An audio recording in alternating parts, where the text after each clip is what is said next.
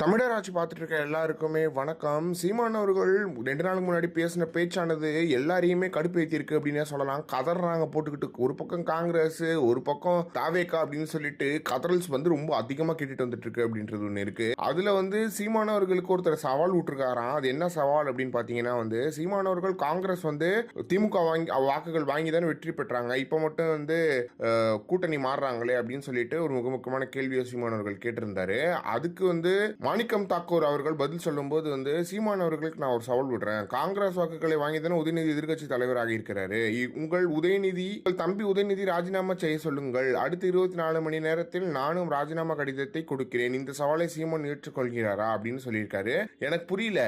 உனக்கு ஒரு சவால் வச்சா நீங்க பேசணும். நீங்க சீமான் அவர்களை கேள்வி கேட்கணுமே தவிர்த்து சீமான் எதுக்கு போய் திமுக இது பேசணும் அப்படின்றது புரியல. இது என்னடா இது வித்தியாசமா இருக்கு அப்படின்றது ஒண்ணு இருக்கு. எனவே இந்த மாதிரியான விஷயங்கள் எப்படி சொல்றாருன்னு தெரியல.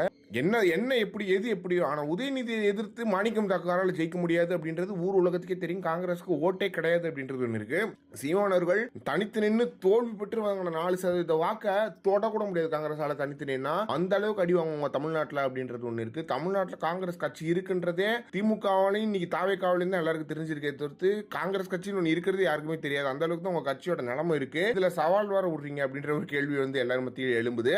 என்னடா இது வித்தியாசமான ஒரு சவாலா இருக்கு. சீமானுக்கு ஒரு சவால் வைங்க. நீங்க எப்படி சொல்லணும்னா சீமான் அவர்கள் தனித்து நிக்கிறாரு, நாங்களும் தனித்து நிக்கிறோம், 2 பேரும் போட்டி போடலாம், யாருக்கு அதிக ஓட்டு வருது. நீங்க சீமானுக்கு ஒரு சவால் வச்சீங்கன்னா அதுதான் தைரியம், அதுதான் கெத்து. அப்படி இருக்கணும். அதெல்லாம் வாய்ப்பே கிடையாது. சீமான் அவர்களுக்கு இருக்கு வாங்கின 20 லட்சம் ஓட்டு அவருக்கான ஓட்டு. அது யார் வந்தாலும் இனி மாறாது அப்படின்றது ஒண்ணு இருக்கு. எனவே இதை பத்தி நீங்க என்ன நினைக்கிறீங்க அப்படின்றத கமெண்ட் பாக்ஸ்ல சொல்லுங்க.